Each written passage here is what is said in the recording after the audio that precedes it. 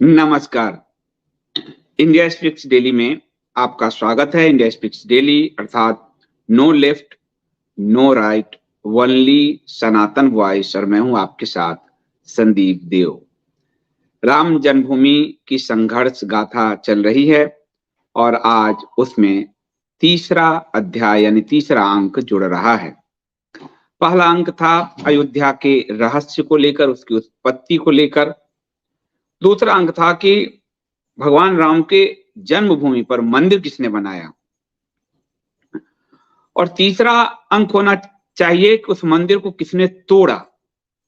पर उस मंदिर को तोड़ने के रहस्य को समझने के लिए आपको एक सवाल से गुजरना होगा। ये सवाल हाई कोर्ट में पूछा गया था, वही सवाल सुप्रीम कोर्ट में भी कंटिन्यू रहा कि जब बाबर ने ये मंदिर तोड़ा तो उस समय के सबसे बड़े संत कवि, जिन्होंने राम को घर घर पहुंचा दिया रामचरितमानस के जरिए, तुलसी ने इस घटना का जिक्र क्यों नहीं किया? क्योंकि बाबर का बेटा हुमायूं का बेटा अकबर, और अकबर के समकालीन है तुलसीदास।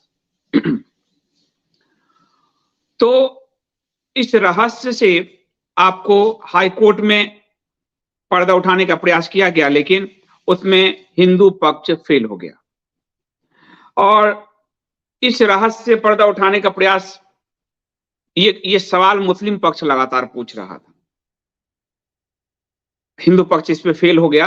रामभद्राचार्य जी को सामने रखा गया, पर रामभद्राचार्य जी साबित नहीं कर पाए, वो आगे बताऊंगा।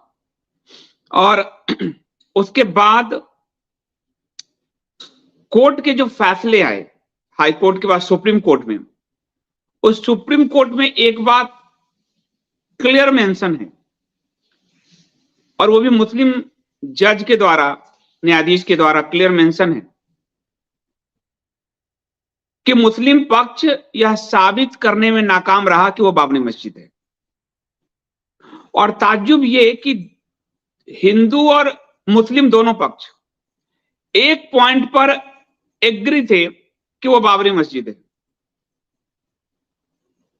और यही दोनों ही इसको साबित करने में नाकाम हो गए।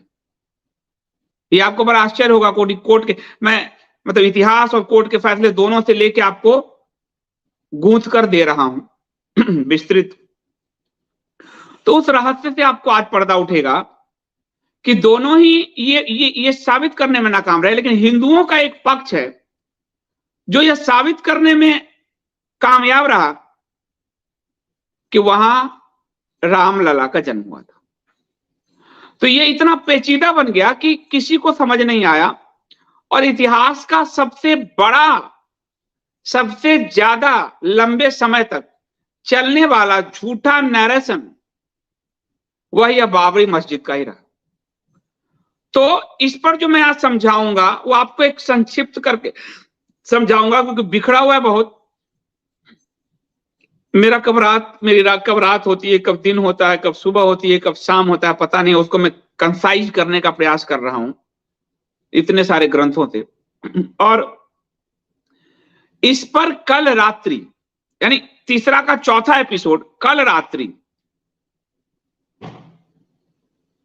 इसी सूद को फिर पुनः जो है एक विशेषज्ञ के जरिए लाया जाएगा आपके बीच में, जिसने कोर्ट के पूरे फैसले का अध्ययन किया है।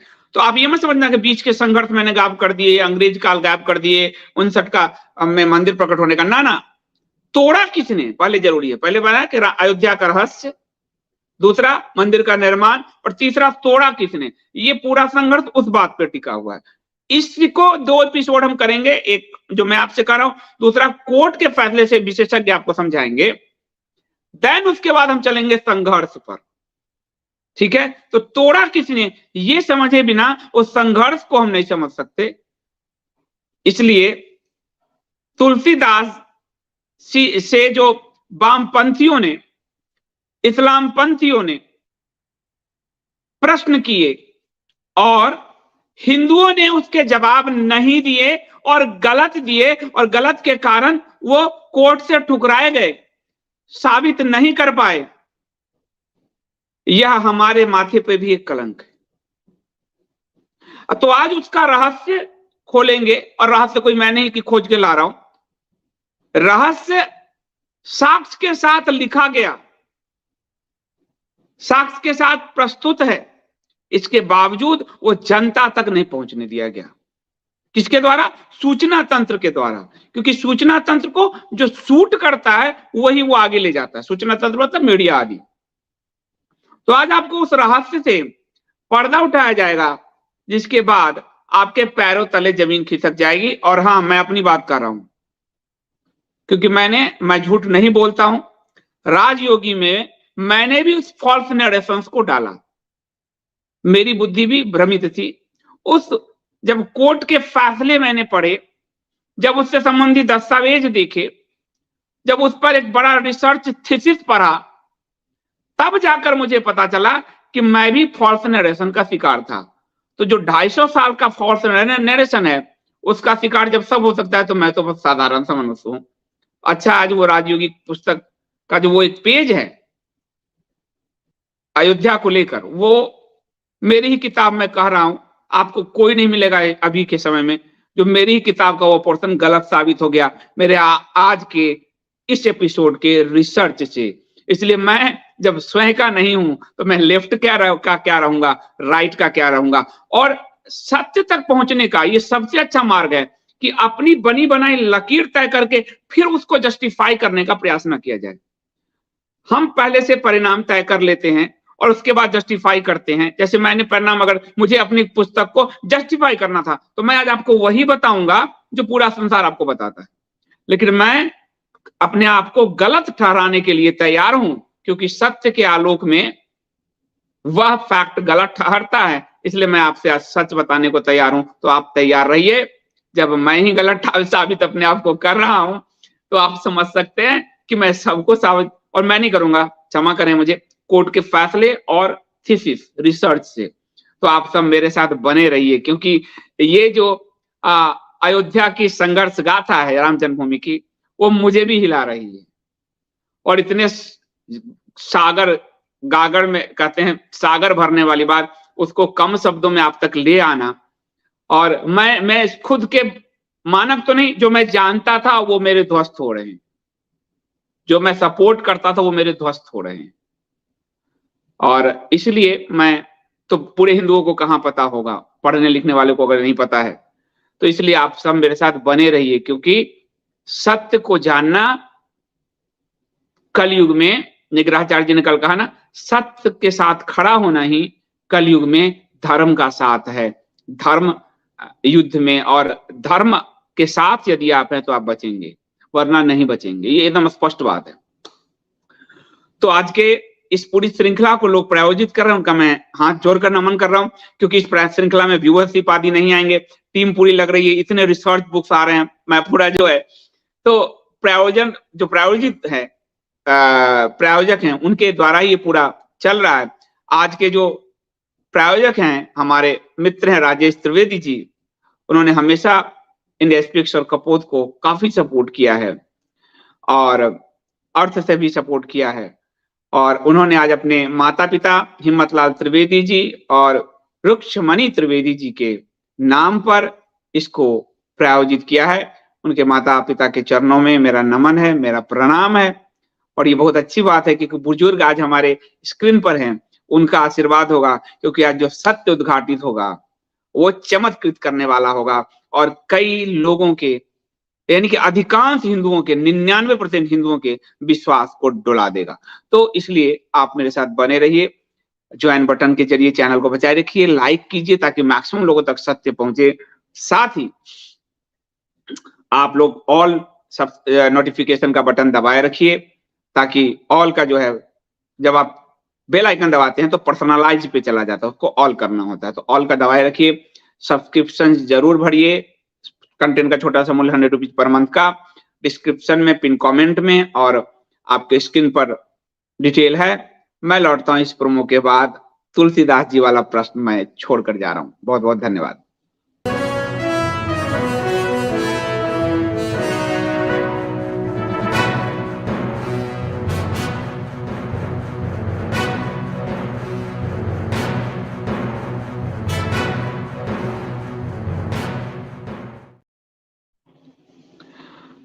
सबसे पहले मैं आपको ले चलता हूं इलाहाबाद हाई कोर्ट में।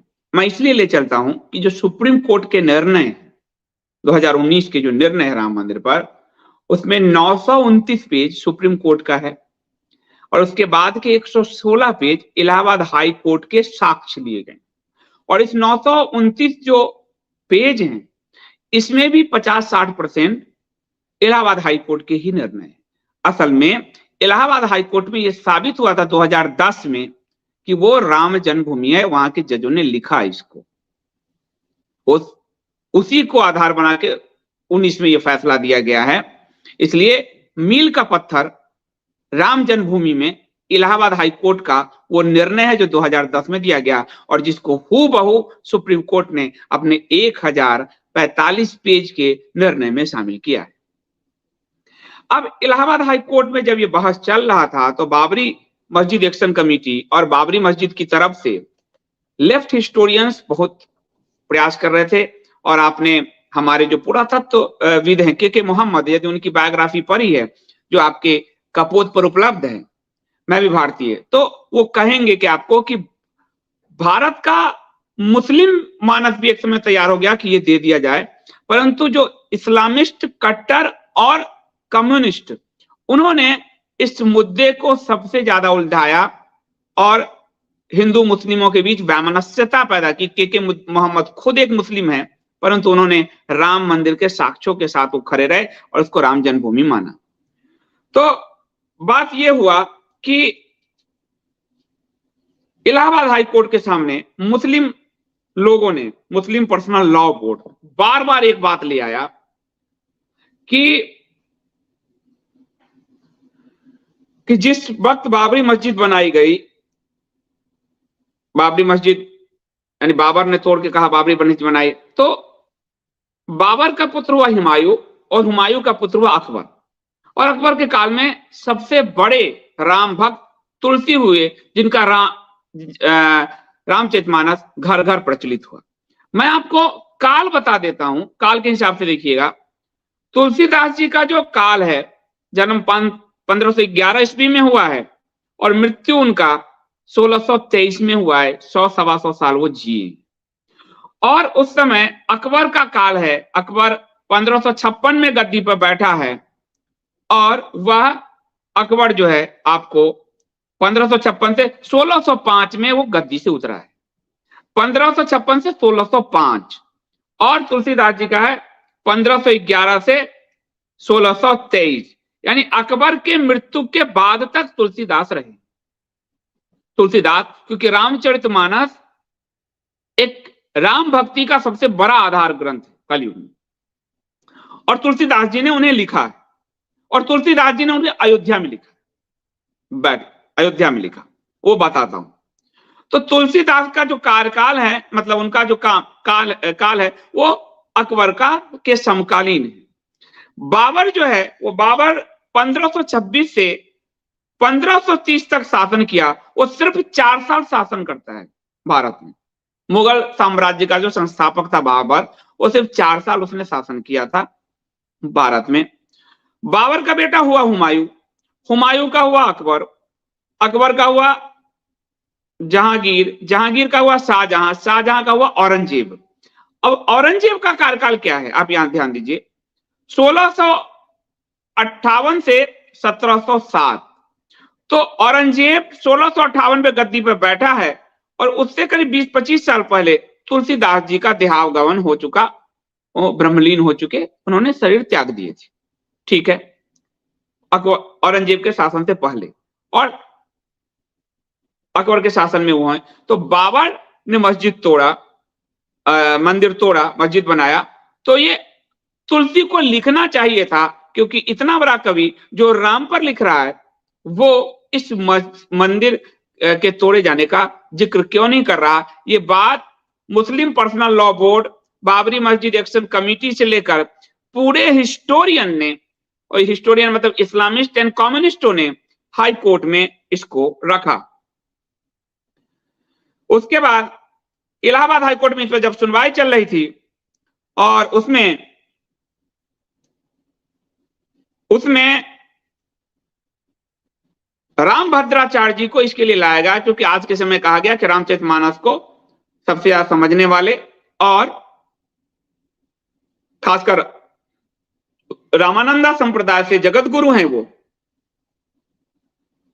चित्रकूट में रहते हैं और जन्म से दृष्टिवादी थे उनकी। उन्होंने कहा कि तुलसी ने इसे लिखा और उन्होंने एक पुस्तक का नाम लिया तुलसी के दोहा शतक का, कि तुलसी ने इसे लिखा है। और उन्होंने कहा कि यह संदर्भ है कि बाबर के सेनापति मीर बाकी के जुल्म से मंदिर तोड़ा गया। तो रामभद्राचार्य जी ने श्लोक जो रखा इलाहाबाद हाई कोर्ट में, उस श्लोक को मैं पढ़ देता हूं, दोहा को। और दोहा शतक, तुलसी दोहा शतक, उस पुस्तक का नाम उन्होंने दिया। उन्होंने पढ़ा, मंत्र उपनिषद ब्रह्मनु बहु पुराण इतिहास, जबन जराए रोष भरी करी तुलसी परिहास, शिखा सूत्र से हीन करी बलते हिंदू लोग, भमरी भगाए देश से तुलसी कठिन कुजोग, बाबर बरबर आई के कर लिन्ने करवाल, फने पचारी पचारी जनल तुलसी काल कराल, संबत सर वसुबान भर नभ ग्रीष्म ऋतु अनुमानी, तुलसी अवदही जर भवन अनर्थ किए अनखानी, राम जन्म मंदिर मही मंदिर ही तोरी मस्जिद बनाए, मंदिर तोड़ कर मस्जिद बनाए, जब ही बहु हिंदुन हते तुलसी किन निहाय, जब भी हिंदू मरे तुलसी ने हाय कहा। दल्यो मीर बाकी अवध, मीर ने अवध को जो है उस पर आक्रमण किया। मंदिर राम समाज तुलसी रोबत हृदय अति, त्राहि त्राहि रघुराज, राम जन्म मंदिर जहां लसत अवध के बीच, तुलसी रचि मसीत तह मीर बाकी खल नीच, रामायण धरि घंट जहां श्रुति पुराण उपखान, तुलसी जवन अजान तह करान अजान। और जो बाबरी एक्शन कमेटी थी, वामपंथी थे, मुस्लिम पर्सनल लॉ बोर्ड थे, उन्होंने साफ साफ कह दिया कि ये रामभद्राचार्य जी झूठ बोल रहे हैं, इस तरह का कोई ग्रंथ नहीं है, तुलसी दोहा शतक इस तरह का कोई ग्रंथ नहीं है, ये साफ साफ वहां कह दिया गया। अब ये बात कोर्ट ने कहा और उसपे जो वामपंथियों ने अखबार आदि में लिखे, उसमें तुलसीदास के 12 ग्रंथों का जिक्र है जो इतिहास में है, 12 ग्रंथ हैं, और दोहावली नाम से एक छोटी सी पुस्तिका है, परंतु तुलसी दोहा शतक ढूंढने से भी कहीं नहीं मिला, चारों तरफ ढूंढा गया, सब जगह नहीं मिला। और जो तुलसी जी के नाम पर 12 मानते हैं, मान ले वामपंथी, जो हिंदू भी सनातनी मानते हैं कि 21 से 22 ग्रंथ तुलसी ने लिखे, जो सनातनी मानते हैं, वामपंथी आदि 12 ग्रंथ मानते हैं, सनातनी मानते हैं 21 से 22 ग्रंथ तुलसी ने लिखे, वो भी दोहा शतक नहीं ला सके, उल्लेखित नहीं कर सके, और दोहा शतक कहीं से भी नहीं मिला इसमें, कहीं से भी। जो हिंदू समाज के लोग भी कह रहे थे कि तुलसी ने 12 नहीं, वामपंथियों को 21-22 पुस्तक लिखी है, वो भी दोहा शतक नहीं ला सके। अब बात यह कि तो कोर्ट ने ये रामभद्राचार्य जी को कहा कि आप साबित कीजिए कि दोहा शतक तुलसी ने लिखी। रामभद्राचार्य इसको साबित नहीं कर पाए, और जस्टिस अग्रवाल हैं, सुधीर अग्रवाल हैं शायद उनका नाम, उन्होंने पब्लिक मंच से कहा कि रामभद्राचार्य जी को, क्योंकि सब लोग पूछना चाहते थे, क्योंकि रामभद्राचार्य जी की मार्केटिंग से ये बात चलता है कि उनके कारण राम मंदिर साबित हुआ, तो जनता ने जब वो रिटायर हुए तो पूछा, तो उन्होंने कहा रामभद्राचार्य जी ने एक दोहा शतक का एक श्लोक सिर्फ दिया था और वो साबित नहीं हो पाए, इसलिए उनके ओरल विटनेस को हमने डिसमिस कर दिया। यानी रामभद्राचार्य के ओरल विटनेस को, ओरल गवाही को, जिसका वो प्रमाण नहीं दे पाए और वो दोहा शतक नहीं ला पाए, उसको रद्द कर दिया गया, हाई कोर्ट ने उसको रद्द कर दिया। अभी कुछ दिन पहले आज तक ने रामभद्राचार्य जी से ये पूछा, ये दोनों वीडियोज मैंने आपको डाल दिए हैं, आज तक वाले भी, जस्टिस अग्रवाल वाले भी, कंटेंट फॉर चेंज के वीडियो में। आज तक ने पूछा रामभद्राचार्य जी से कि आपने तुलसी दोहा शतक पे कहा, तो रामभद्राचार्य जी ने कहा एक बार कभी छपा था, उसके बाद नहीं छपता है। यानी रामभद्राचार्य जी भी उससे टाल मटोल करके निकल गए, वो भी इसको नहीं दे पाए, ना पब्लिक में ना कोर्ट में। तो रामभद्राचार्य जी के उस पोर्शन को जो है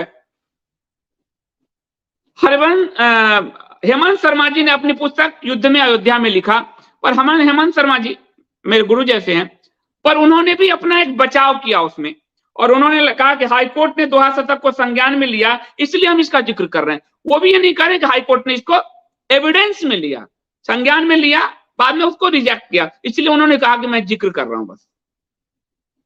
तो अब ये बड़ा सवाल हो गया कि तुलसी के पीठ पे बैठे एक व्यक्ति उसको साबित नहीं कर पा रहे, अब उसमें हिंदुओं की कितनी बड़ी फजीयत हुई वो आप सोच के देखिए। और मुस्लिम पक्ष बहुत ज्यादा उग्र हुआ कि यानी बाबर ने तो खाली जमीन पर मस्जिद बनाई थी, राम जन्मभूमि नहीं तोड़ा, नहीं तो इतना बड़ा राम का भक्त, रामचरितमानस लिखने वाला इसको जरूर लिखता। और यह बहुत तेजी से फैला कोर्ट में भी और सब जगह जो है। उस वक्त एक बड़ी घटना हुई, और बड़ी घटना क्या हुई वो आपको बताता हूं। बड़ी घटना यह हुई कि थोड़ा हाईकोर्ट का 2010 के निर्णय से पहले हम थोड़ा 90 के दशक में चलते हैं, फिर इसको हम कड़ी जोड़ पाएंगे। 90 के दशक की बात है, और 90 के दशक में एक आईपीएस अधिकारी हुए किशोर कुणाल, 90 के दशक से पहले हुए वो किशोर कुणाल। और किशोर कुणाल वो हैं जिन्होंने पटना के हनुमान मंदिर का निर्माण कराया, यानी राम भक्त प्योर वाले। और अभी हनुमान मंदिर जो चला रहा है कैंसर अस्पताल, दुनिया भारत में सबसे सस्ता इलाज, और अभी राम भगवान के मंदिर जो बन रहे हैं रामलला के अयोध्या में, उसमें भी कई करोड़ का डोनेशन हनुमान मंदिर ने दिया है, क्योंकि जानकी जी की भूमि है, ससुराल है राम जी का। तो किशोर कुणाल, और किशोर कुणाल इतिहास और संस्कृत के प्रकांड विद्वान, आईपीएस रहे, और अपनी सर्विस से बहुत पहले उन्होंने वीआरएस लिया धर्म के काल के कारण, और इतना बड़ा संस्थान, और अभी भी शायद दुनिया के सबसे बड़ा मंदिर ये बनवा रहे हैं, मतलब राम भक्त पूरा मंदिर ये बनवा रहे हैं, और बिहार में ही दुनिया का सबसे बड़ा मंदिर ये बनवा रहे हैं।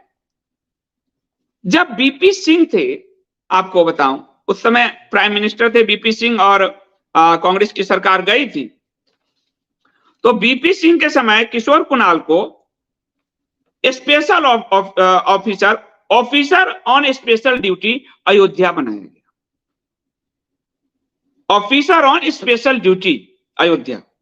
और बीपी सिंह के बाद चंद्रशेखर जब प्रधानमंत्री बने, तो चंद्रशेखर ने भी इसको कंटिन्यू किया, special on officer on special duty, यानी ओएसडी अयोध्या के ओएसडी। तो अयोध्या के सारे मामलों से ये जुड़े, अयोध्या के सारे जो सबूत साक्ष्य है उसको आर्काइव में और आदि जगह देने का, तो ये आर्कियोलॉजिकल सर्वे ऑफ इंडिया को, Indian council of historical research को और आर्काइव को, सबको ये देने का काम इन्होंने किया। और वो सारे सबूत तक वो पहुंचे जहां तक पहुंच आम लोगों की नहीं हो सकती, आम लेखक की नहीं हो सकती, क्योंकि वो ओएसडी ऑन अयोध्या थे, ठीक है, और बड़े राम भक्त। तो ये ड्यूटी इनको मिला, और कहते चंद्रशेखर इस मंदिर के समाधान तक पहुंच गए थे, तय हो गया था। ये राजीव गांधी ने उसी डर से सरकार खींची थी चंद्रशेखर की। मेरे में आपको कांग्रेस भाजपा सब भूल जाओगे आप, जिसकी जो गलती है सब बताऊंगा।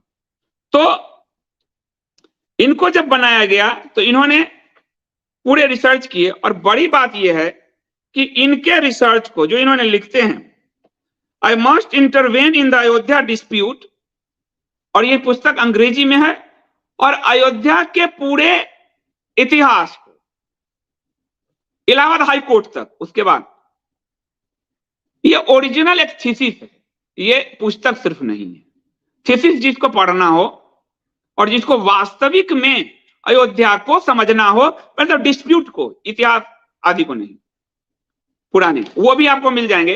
रुद्रयामल और स्कंद पुराण, जिसने अयोध्या के मंदिर को आज बनाने में सबसे बड़ी भूमिका जिस एक ग्रंथ की है वह स्कंद पुराण। और पूरे सुप्रीम कोर्ट के निर्णय में 70 से 80 बार स्कंद पुराण का जिक्र आया है। 70 से 80 बार। रामभद्राचार्य नहीं साबित कर पाए, पर स्कंद पुराण से यह साबित हुआ कि राम जन्मभूमि कहां है। फिर बाद में सामूहिक में उनके नाम आए। तो रुद्रयामल और स्कंद पुराण का भी वर्णन उन्होंने किया है, लेकिन जो उन्होंने कहा वो लिख दीजिए। I must intervene in the Ayodhya dispute and thus prepared this thesis, a part of which was brilliantly submitted before the Honorable High Court by Advocate P.N. Mishra. और इस थीसिस को अब आप ध्यान से देख लीजिए, राम जन्मभूमि आपको किन किन लोगों के कारण मिला, उनके नाम आप नहीं जानते। इस थीसिस को वकील P.N. मिश्रा जी ने इसी थीसिस को इलाहाबाद हाई कोर्ट में रखा, जिससे साबित हुआ कि वहां एक मंदिर को तोड़कर मस्जिद बनाया गया था। ये वो थीसिस है। इस थीसिस को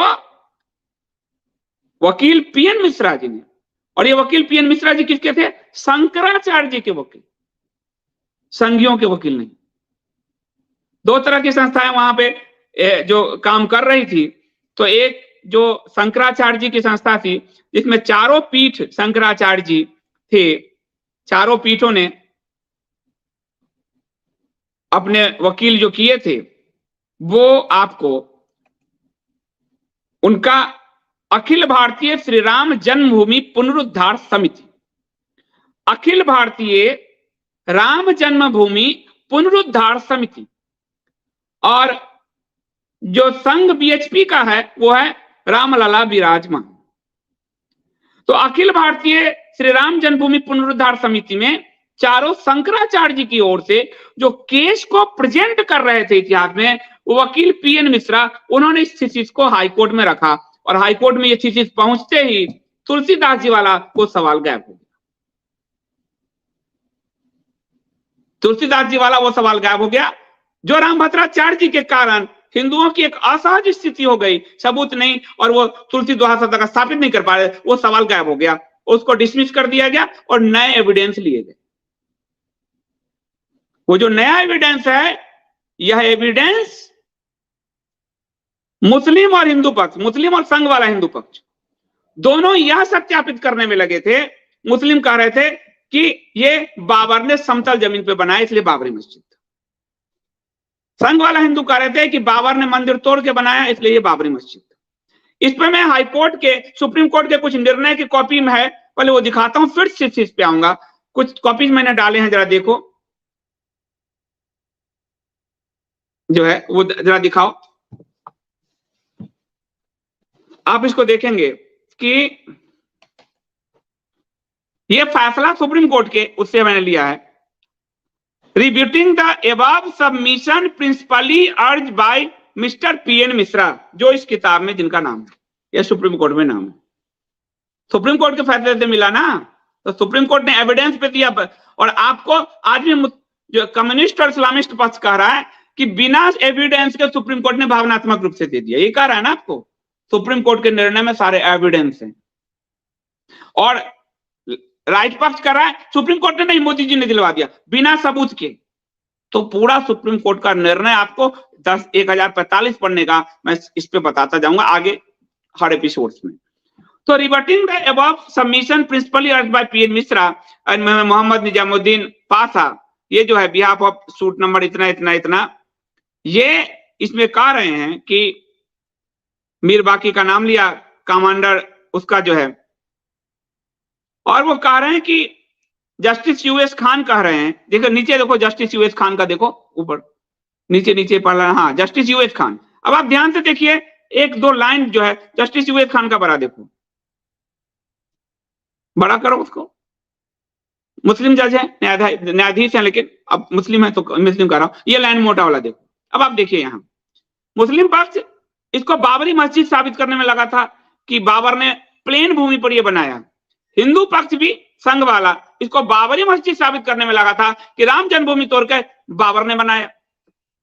अब जस्टिस एसयू खान क्या कह रहे हैं, Muslim have not been able to prove that the land belonged to Babur under whose order the mosque was constructed.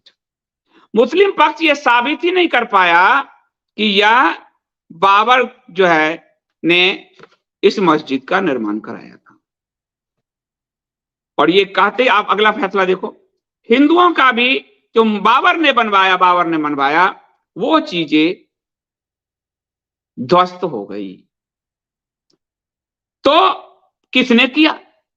Court के फैसले जो मैं बता रहा हूं आपको, इस थीसिस को पीएन मिश्रा ने रखा कोर्ट में, और इससे तुलसीदास के उस प्रश्न का कि तुलसी ने जवाब क्यों नहीं दिया, वो प्रश्न का समाधान हो गया। और क्या कैसे हुआ वो मैं आपको इस थीसिस से पढ़ के बताता हूं, जो है कि पूरा थीसिस क्या है और क्या पढ़ के बताता हूं, फिर मैं आपको डेट वाइज बताऊंगा।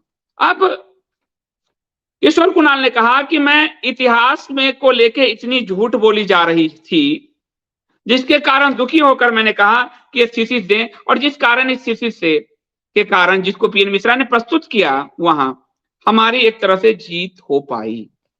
तो उस थीसिस में है क्या? तो थीसिस में ये है कि उस थीसिस में एक तो आपको मैंने पहला खंड बताया था जिस दिन, रुद्र यामल का श्लोक डाला गया, रुद्र यामल का, सरयू तीर पूतानाम जन्मभूम्या विलोकिनाम दर्शनाथ पातकम तेसा कल्प कोटिस तायुतान राम मंदिर समाद्या दर्शनम क्रियते नरः मनसापि स्मृतम येन मुच्यते चरण त्रयात। यानी रुद्र यामल में ये प्रूफ होता है कि सरयू के तट पर भगवान राम का मंदिर था, ठीक है। उसके बाद 3 ग्रंथ जो रखे गए कि राम जन्मभूमि वही है, उसमें था स्कंद पुराण। अब एक मैं उनको वो दिखा रहा हूं, एक लिंक होगा देखना स्कंद पुराण का। स्कंद पुराण में जो ये देखो एक लिंक होगा, स्कंद पुराण, और पुराण को बहुत गाली देते रहे, फलाना ढेकना समाज समुदाय ये आदमी संघ सबने गाली दिया पुराणों को। आज पुराण के कारण हमें ये केस मिला, और पुराण को प्रोड्यूस कौन कर रहे हैं? शंकराचार्य के वकील पीएन मिश्रा, जो शंकराचार्य जी को कहा जाता है शंकराचार्य ने क्या किया, हिंदू उनके साथ नहीं है। ये स्कंद पुराण के आधार पे ये नक्शे का निर्माण हुआ कि कहां कहां अयोध्या में क्या क्या मंदिर है, ठीक है। उसको भी आधुनिक रूप से अंग्रेजी में लिख के कोर्ट तक पहुंचाने का काम जो पीएन मिश्रा ने, जो किशोर कुणाल ने किया, जो ओएसडी अयोध्या थे 2 प्रधानमंत्री के काल में। तो ये स्कंद पुराण वर्णित ये अयोध्या में जहां राम जन्मभूमि है वो जगह स्कंद पुराण वर्णित का, स्कंद पुराण का श्लोक दिखाओ जो परसों तरसों मैंने डाला था। तो किशोर कुणाल ने जो 3 रेफरेंस दिए, पहला स्कंद पुराण यानी जन्मभूमि है जिसके कारण, स्कंद पुराण वो वर्णित कर दिया, रुद्र यामल वो वर्णित किया, और सत्योपाख्यान वो तीसरा, और अवध विलास लालदास जी का अवध विलास, ये 4 धर्म ग्रंथ के आधार लिए, जिससे प्रूफ होता है कि ये देखिए आपको तस्मात् ध्यान देना, तस्मात् स्थानम एशाने राम जन्म प्रवर्तते जन्मास्था स्थानमिदं प्रोक्तम मोक्षदि फल साधनम। तो स्कंद पुराण में एग्जैक्ट पिन पॉइंट बताया गया कि राम जी का जन्म विघ्नेश्वर के स्थान से ईशान कोण में हुआ था, जो वो मंदिर था। तो प्रथम तो यह साबित करना था कि राम जी का जन्म उसी स्थान पे हुआ, तो 4 ग्रंथों का आधार बना उसमें, तो वो स्पष्ट हुआ। अब यह है कि किसने तोड़ा फिर, तो किशोर कुणाल ने जो पूरे रिसर्च पेपर दिए जिसके कारण ये सॉल्व हुआ मामला, वो क्या है वो बताता हूं आपको। इस पूरे मंदिर को बाबर ने नहीं तोड़े, न बाबर का कोई कमांडर मीर बाकी था ही नहीं जो अयोध्या गया। अब मुस्लिम और हिंदू पक्ष, संघ वाला हिंदू पक्ष और मुस्लिम पक्ष बाबरी मस्जिद दोनों, क्योंकि दोनों एक ही चीज साबित करने में था कि एक ने बाबर ने समतल पर जमीन पे बनाई और दूसरा कह रहे हैं कि बाबर ने तोड़ के बनाई। तो बाबर कभी अयोध्या नहीं गया, बाबर ने नहीं तोड़ा, न बाबर का कोई सेनानायक मीर बाकी था वहां जो ये तोड़ा किसने? तो पूरे प्रमाण के साथ किशोर कुणाल ने दिया कि तोड़ा इसको औरंगजेब ने, पूरा मंदिर तोड़ा औरंगजेब ने। और सिर्फ 250 साल पहले एक विदेशी विद्वान के झूठ के कारण ये पूरा बाबरी मस्जिद बन गया, पूरा बाबरी मस्जिद का रूप ले लिया। और यह झूठ शुरू हुआ आज से करीब 240 साल पहले। जब ये थीसिस रखी गई तो तुलसी को लेकर जो लेफ्टिस्ट आक्रमण कर रहे थे वो प्रॉब्लम सॉल्व हो गई, क्योंकि जब तुलसी ने जो बाबर के समय अगर ये तोड़ा गया होता तो तुलसी जरूर लिखते, लेकिन चूंकि तुलसी के बाद 20-25 साल बाद औरंगजेब सत्ता पर बैठा तो तुलसी कैसे लिख सकते थे। और किशोर कुणाल ने साबित किया कि राम जन्मभूमि में बैठकर तुलसी ने रामचरितमानस लिखी। राम जन्मभूमि उसी मंदिर में बैठकर, उसी में वो सोते थे, उसी में बैठकर। अब वो कैसे प्राप्त किया, और उन्होंने इसलिए रामचरितमानस का एक श्लोक भी लिया उसमें, और पूरा जो मैं आपको डेडलाइन के साथ पूरा बताऊंगा कि कैसे हुआ। तुलसीदास जी ने, उन्होंने लिखा कि 1574 एडी में Tulsidas started composing the Ramcharitmanas at Ayodhya on the Ramnavami day. Ramnavami का क्या महत्व है अब ये सरकार नहीं जानती, क्योंकि चुनाव के बाद रामनवमी आना है शायद। तो रामनवमी के दिन तुलसीदास जी ने रामचरितमानस शुरू किया। Ayodhya was the picture of vibrancy, Ram chose is जन्मभूमि मम पूरी सुहावनी। और इसलिए उस जन्मभूमि को पूरी सुहावनी उसकी तारीफ करते हुए तुलसी लिख रहे हैं, क्योंकि तुलसी के समय वो मंदिर उपस्थित था। ये पूरे थीसिस के साथ, वो थीसिस भी आपको बताता हूं। तो वो कह रहे हैं कि राम जन्मभूमि पूरी सुहावनी, और ये तुलसी ने उस मंदिर में बैठकर रामचरितमानस लिखा। वो मंदिर था, और मंदिर कब टूटा? औरंगजेब में। तो तुलसी कैसे बोल देते कि उनके सामने तोड़ा गया? तुलसी पर सब अटैक करते हैं, कई लोग अटैक करते हैं, क्यों नहीं कहा? तो असली कहानी ये है जो कोर्ट में पीएन मिश्रा वकील साहब ने प्रूफ किया किशोर कुणाल की थीसिस से। अब थीसिस को कैसे प्रूफ किया किशोर कुणाल ने, वो आपको बताता हूं। उन्होंने जो कहा, पहले 2 लाइन में हिंदी में समझाता हूं, फिर उनका अंग्रेजी पढ़ देता हूं, कि बाबर के अयोध्या आने का कोई प्रमाण नहीं है 4 साल में, जब उसका 1526 से 30 तक शासन था। और इसमें उन्होंने कहा अपने अयोध्या रिविजिटेड में, इसी में, कि मस्जिद का निर्माण औरंगजेब ने कराया, बाबर ने मंदिर को नहीं गिराया था। मंदिर को 1660 में औरंगजेब ने गिरवाया। वो एग्जैक्ट दे रहे हैं, क्यों कारण दे रहे हैं। 1660 ईस्वी में उस औरंगजेब ने, जो इतना बुत सिकन था, इतना कट्टर था, जिसने अयोध्या मथुरा के कृष्ण जन्मभूमि को उखाड़ा, जिसने काशी के बाबा विश्वनाथ के मंदिर को उखाड़ा, उसी ने अयोध्या में 1660 में इसको गिराया। और इस बाबरी नाम जो फैल गया, उसका मेन कारण था एक traveller Francis Buchanan. Kishore Kunal ने लिखा है, फ्रांसिस बुकानन ने। और टीपू सुल्तान जब मरा तो उसके बाद फ्रांसिस को कर्नाटक का सर्वे करने का कार्यभार सौंपा गया। टीपू के मरने के बाद उसने कर्नाटक का सर्वे रिपोर्ट इतना बढ़िया दिया फ्रांसिस बुकानन ने, कि ब्रिटिश सरकार ने उसको बंगाल, बिहार और यूपी के सर्वे का भी पूरा जिम्मा दे दिया फ्रांसिस बुकानन को।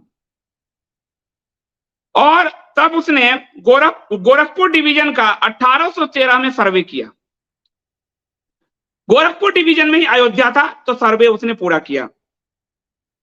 उसने लिखा इन्वर्टेड कॉमा में, हिंदुओं की मान्यता है कि काशी, मथुरा व अयोध्या के मंदिरों को औरंगजेब ने तोड़ा।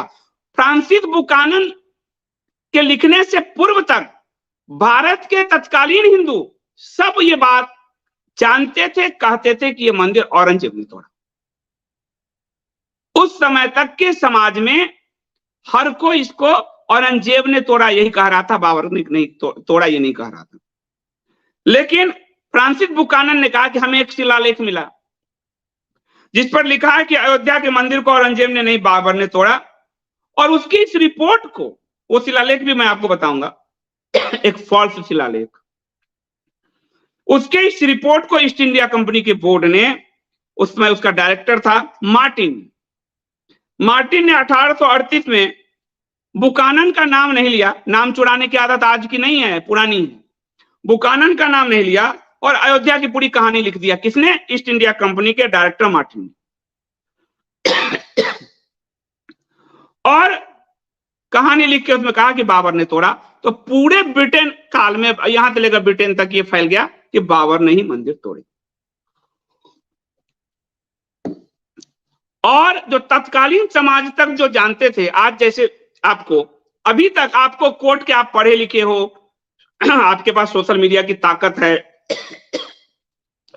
मीडिया में सुप्रीम कोर्ट के फैसले हैं, फैसले में लिखा है कि किसके कारण मंदिर मिला, कौन से प्रमाण दिए गए, फिर भी आपको नहीं पता है। आपको यह कहा गया ना कि इन्होंने मंदिर बनवा दी। उस दिन जब मैंने लिखा स्कंद पुराण पे, तो कितने पहली बार पता चला, आपको तो नहीं पता। और वो प्रचलित हो गया कि कौन मंदिर बनवा रहे हैं। मंदिर का कोर्ट का डिसीजन में पीएन मिश्रा, शंकराचार्य जी की पूरी पीठ चारों जो लगे हुए थे, उनका नाम है, उन्होंने मंदिर, उनका नाम इतिहास से गायब हो गया। अभी के दौर में, सूचना के दौर में, तो उस समय ब्रिटिशर्स ने जो लिखा पूरा, तो जनता में धीरे धीरे विस्मृति बोध, और जनता में भी धीरे धीरे यह बाबर के नाम से जुड़ गया। किशोर कुणाल का कहना है कि 1632 से 1634 में जितने भी विदेशी यात्रियों ने यात्रा किया, 1632 से 1634, और बाबर 1530 में गया।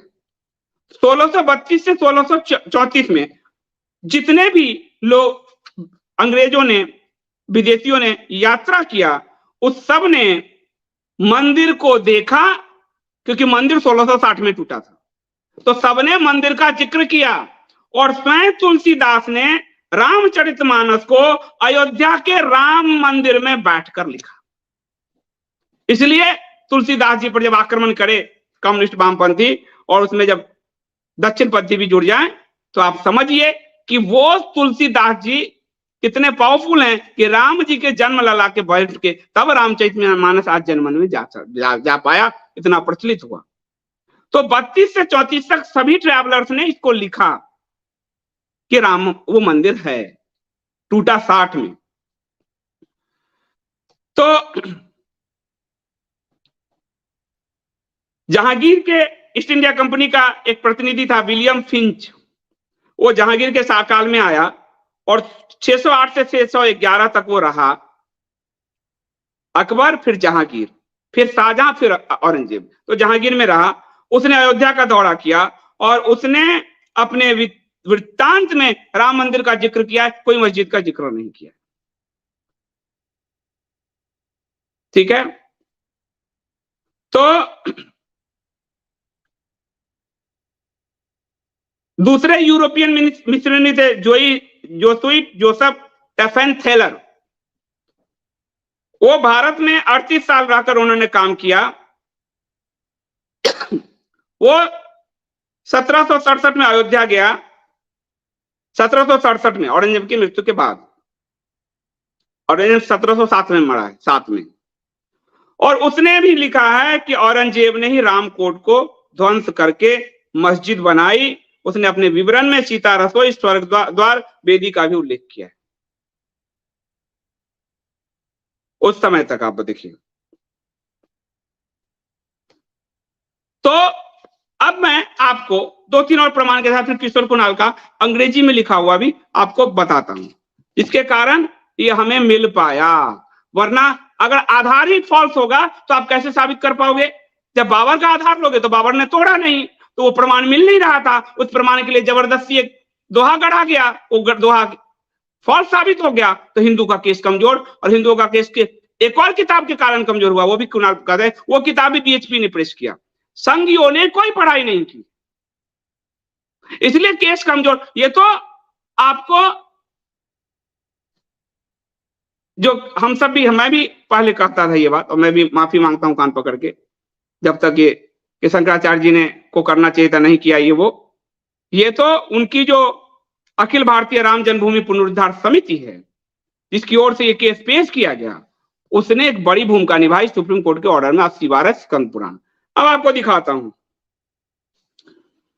तो फिंच का बताया मैंने 1608 से 1611 में अयोध्या का दौरा किया था, और उसने जो है उसने जो एग्जैक्ट लिखा वो बता देता हूं। भगवान राम से जुड़े भव्य भवन के जो है उसने सिर्फ अवशेष बचे हैं, इस बिल्डिंग के जो टूट फूट अवशेष रह गए उन पर अभी भी हिंदू पुजारी श्री राम की पूजा करते हैं। देश भर के हिंदू यहाँ दर्शन करते हैं। इसे रामकोट कहा जाता है, क्योंकि मंदिरों की हालत, उस मंदिर की हालत जीर्ण शीर्ण हो ही गई थी। तो वो कह रहे हैं देश भर के हिंदू यहाँ आकर दर्शन करते हैं। 1608 से 1611 में वो कह रहे हैं, यानी ये साफ कि उस समय तक नहीं टूटा था। फिर आपको इसमें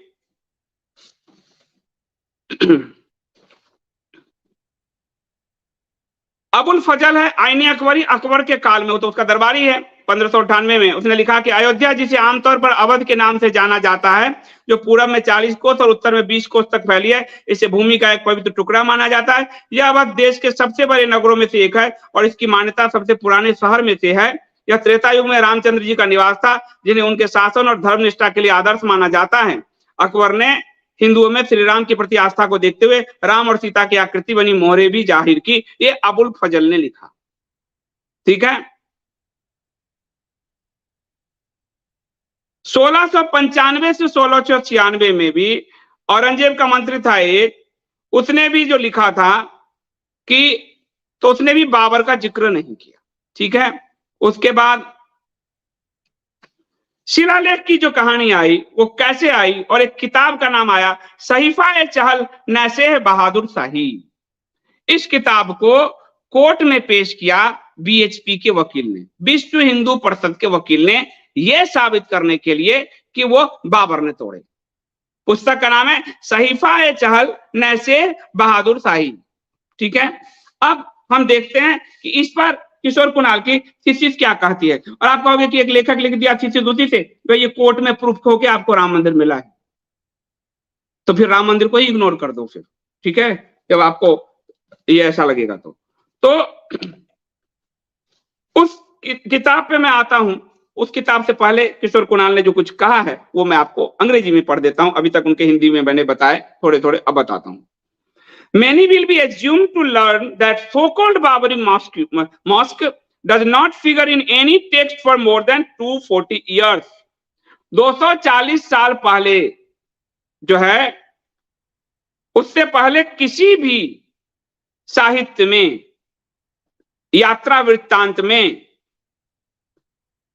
बाबरी मस्क का जिक्र नहीं है। The inscription inside the Musk often quoted in book of Ayodhya and Babar were fake in nature. एक शिया इमाम ने बाबर के नाम से उसमें खुतबा दिया और वो शिलालेख रखवाया, जिसके प्रूफ संघ वाले भी देते हैं कि ए बर फरमुआए शाह बाबिर की अदिलस बना इस्त तारब ए गर्दू मुलाकी बना मर कर दे ई महबते कुदसिया अमीर शहादत निशा मीर बाकी बुअद खैर बाकी दुशाले बनाइस ईशा इयाशूद की गुप्तगम बुअद खैर बाकी। यानी बाबर शाह की आज्ञा से जिसके न्याय की ध्वजा आकाश तक पहुंचती है, नेक दिल मीर बाकी ने फरिश्तों के उतरने के लिए स्थान बनाया है, उसकी कृपा सदा बनी रहे। ये पूरा शिलालेख बाद में मीर बाकी, चूंकि शिया मुसलमान था, उसको पोर्ट्रेट करने के लिए एक शिया इमाम ने इसमें लगा दिया था। औरंगजेब के तोड़ने के बाद इसमें बाद में जैसे इन लोगों ने विश्वनाथ मंदिर के भगवान शिव के लिंग पर सीमेंटेड 3 खांच बना दिया, वो फोटो भी दिखा दो, ऐसे ही उसको साबित करने के लिए इन लोगों ने कि बाबरी मस्जिद है, फर्जी शिलालेख लगा दिए थे। उसी फर्जी शिलालेख को हिंदुओं ने भी आधार बना लिया। तो इस थीसिस में लिखा गया कि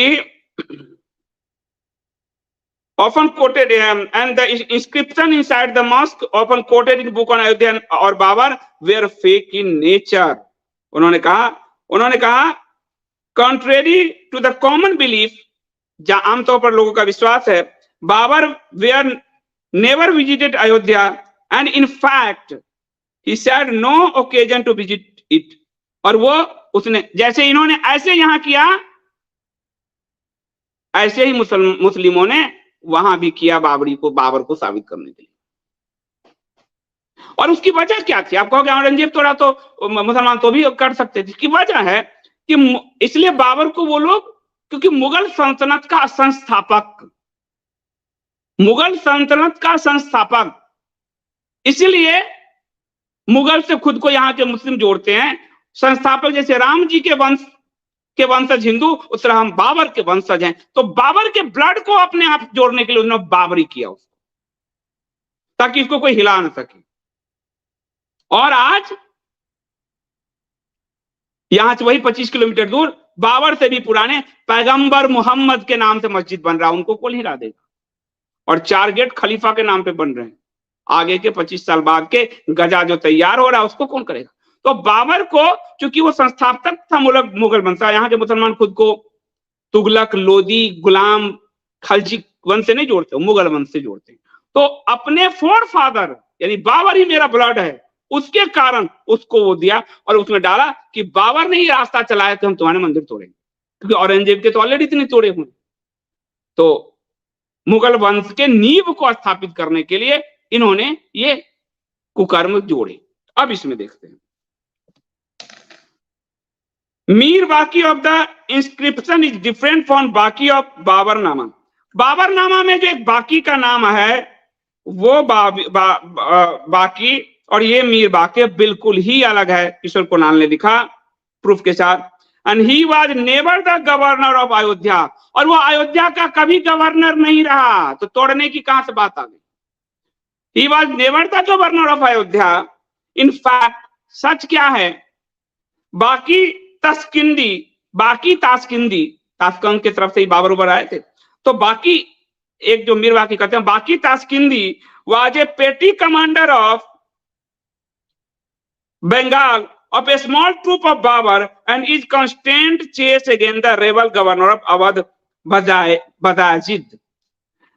बाकी तास्किंदी नाम से जरूर एक उसका एक छोटा सा कमांडर था, और जो अपनी एक छोटी सी सेना के साथ अवध का गवर्नर बयाजिद विद्रोही हो गया था, उस बयाजिद का पीछा कर रहा था। वो अयोध्या के मंदिर तोड़ने नहीं गया था।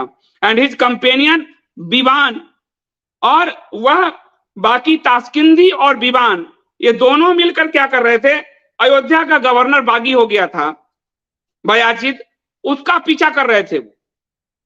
Babar was so angry with Baqi, और इसलिए बाबर बाकी से बहुत गुस्सा हुआ कि तुम एक बजायद को, एक गवर्नर को, एक विद्रोही को, देशद्रोही कह लीजिए, उसको तुम पकड़ नहीं पाए, और इसलिए फेल्योर अगेंस्ट बयाजिद। और बयाजिद भी लखनऊ में, वो वहां बैठता था, लखनऊ में गवर्नर जो था अवध क्षेत्र का, तो लखनऊ में बैठता था।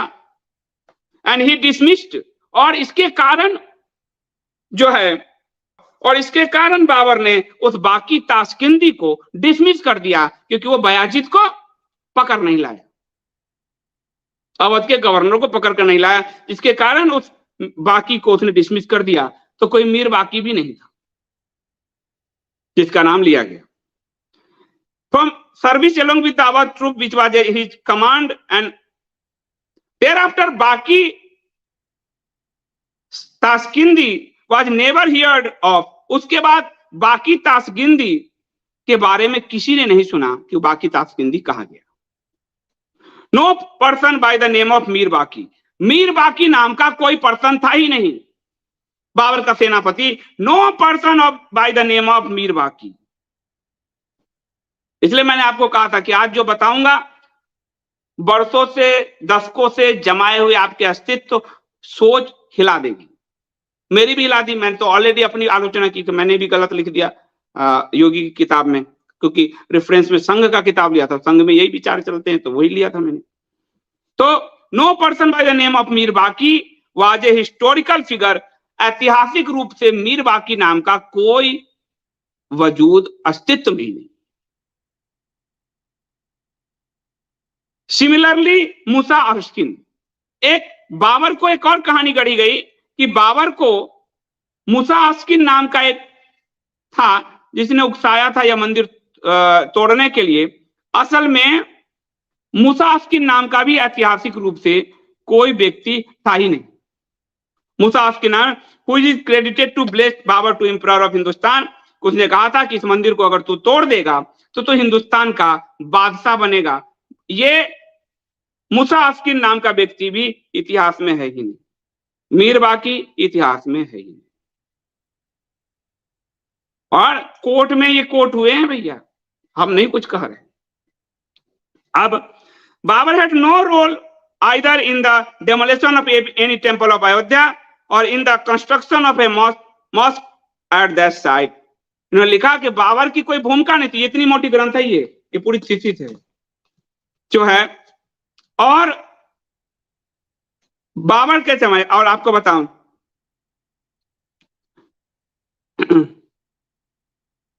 अयोध्या के तीनों बड़े मंदिर, स्वर्ग द्वार, तिरता के ठाकुर और Janmasthan were intact during the entire sultanate period and the major part of Mughal rule. Aurangzeb से पहले अयोध्या के ये तीनों ही मंदिर, स्वर्ग द्वार, त्रेता के ठाकुर और जन्म स्थान, तीनों ही सुरक्षित थे। ये औरंगजेब ने तोड़े 1660 में।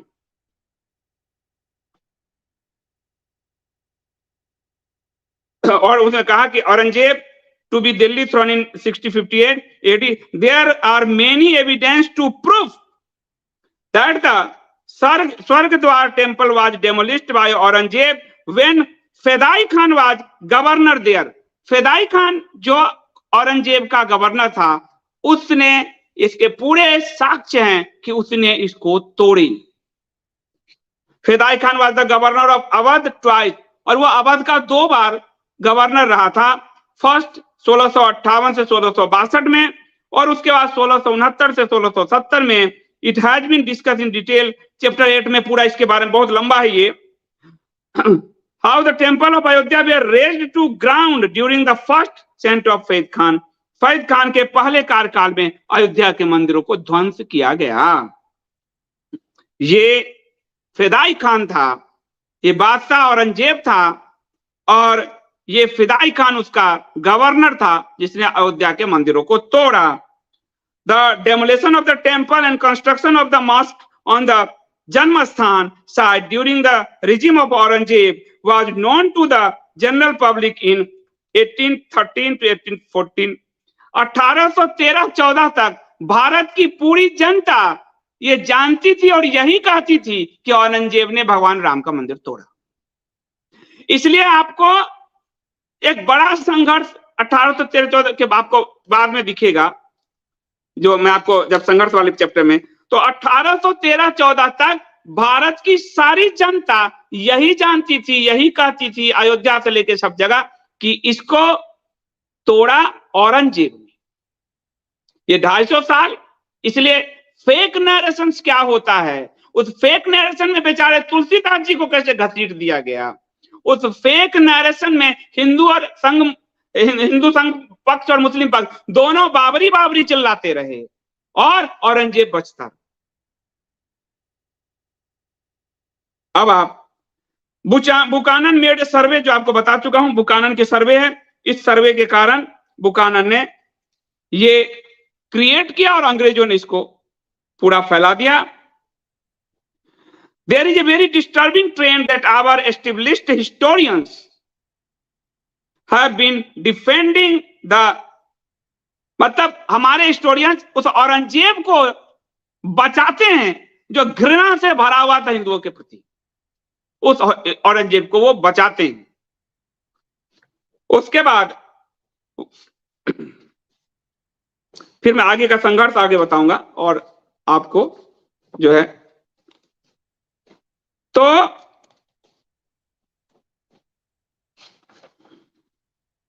एक और पुस्तक का नाम मैं बता रहा था, वही जो आपको पुस्तक बताया मैंने आपको, सहीफा चहल नैसेह बहादुर शाही, सहीफा चहल नैसुर बहादुर, ये पुस्तक बीएचपी ने प्रस्तुत किया साक्ष्य के रूप में। संघ का सबसे बड़ा साक्ष्य कोई था जो ये आज ये दावा करते हमने बनवाए, उस पुस्तक का नाम है सहीफा चहल नैसेह बहादुर शाही। इस किताब को बहादुर शाह आलमगीर की पुत्री और औरंगजेब की पोती ने लिखा, ये कहा बीएचपी ने, और उन्होंने लिखा by the unnamed daughter of Bahadur Shah Alamgir, Bahadur Shah Alamgir की बेटी का भी नाम नहीं दिया बीएचपी ने। The book is cited by the VHP a strong positive evidence in favour of demolition of Janmasthan but totally neglected the historical fact. इसलिए संघ के पास कोई नहीं होता तब सवाल, वो पढ़े लिखे है नहीं ज्यादा, but totally neglected by certain historical fact. Bahadur Shah Jafar, the son and successor of Mughal Emperor Aurangzeb, had never assumed to little title Alamgir. Aurangzeb के बेटे बहादुर शाह ने, बहादुर शाह औरंगजेब का एक बेटा था, उसने कभी भी आलमगीर टाइटल अडॉप्ट ही नहीं किया था, वो आलमगीर नहीं कहा जाता था। तो पहला फैक्ट इस किताब का यही गलत साबित हो गया। Moreover, he had only one daughter, Dahra Afroz Banu Begum, who had precedent Aurangzeb or Itna, or it was claimed by Mirza Jan that he had copied variation of pages Itna line। यानी इस नाम का कोई है ही नहीं, ये पूरा para पढ़ेंगे, ये सबसे मजबूत एविडेंस था बीएचपी की ओर से, संघ की ओर से, जो किताब ही फॉल्स था, इसका कोई लेखक ही नहीं था। फिर उसके बाद thus the relevance of BHP historians on this text is totally misplaced।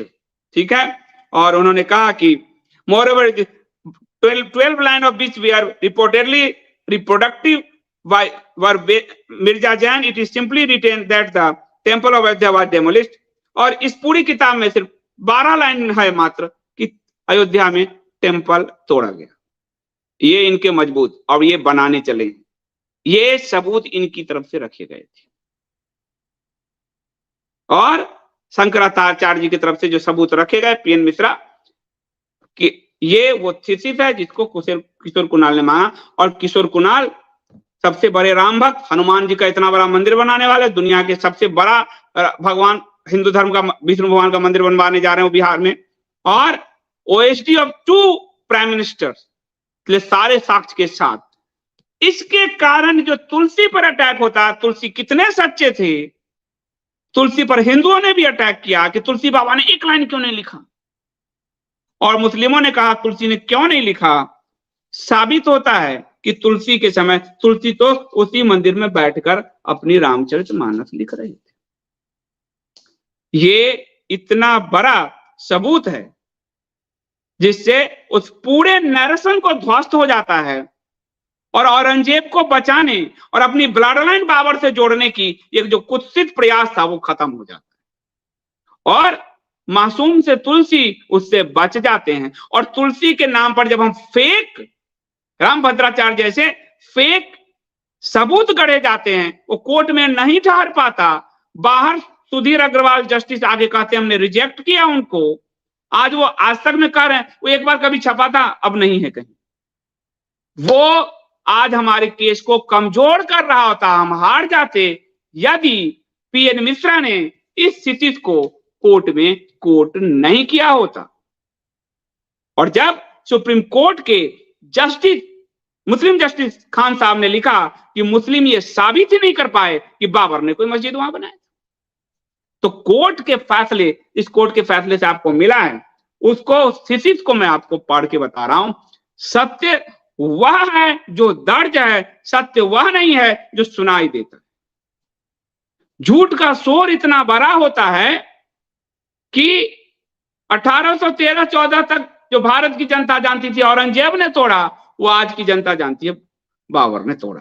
झूठ का शोर इतना ज्यादा होता है कि हमारे आंख के सामने 2019 में सुप्रीम कोर्ट के फैसले आए हैं, पैरा टू पैरा फैसला लिखा है, क्या क्या सबूत क्या क्या रहा, हमने उसके बावजूद हम झूठ में बह रहे हैं कि ये बना रहे हैं वो बना रहे हैं, ये इन्होंने सबूत दिया, ये वेद ले आए वो वेद ले आए, नीचे कर लीजिए बात। तो अब मैं कल दिन में श्वेता पुरोहित जी आएंगी 24 की पूरी भविष्यवाणी लेकर, तो कल दिन में अयोध्या पे नहीं होगा, लेकिन रात में एक विशेषज्ञ आएंगे जो कोर्ट से, क्योंकि तोड़ा किसने, इसको 2 एपिसोड में कर रहा हूं। उस चीज को पहले एपिसोड में मैंने रख दिया। पहला मैंने रखा अयोध्या का रहस्य, अयोध्या की उत्पत्ति कैसे हुई। दूसरा एपिसोड मैंने रखा कि अयोध्या में मंदिर बनाया किसने, कुछ से विक्रमादित्य तक और गढ़वाल नरेश तक में आया। देन उसके बाद आपको आज बताया कि तोड़ा किसने, ये तोड़ा औरंगजेब ने।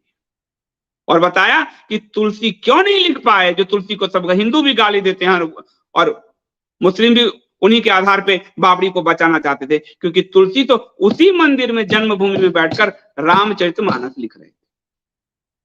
तो आज तीसरा तक यहाँ भी इस तीसरे एपिसोड को कानून के और पहलू से समझेंगे हम कल रात्रि में एक विशेषज्ञ को बैठाकर, जो कोर्ट के पूरे फैसले को पिन पॉइंट आपको समझाएंगे।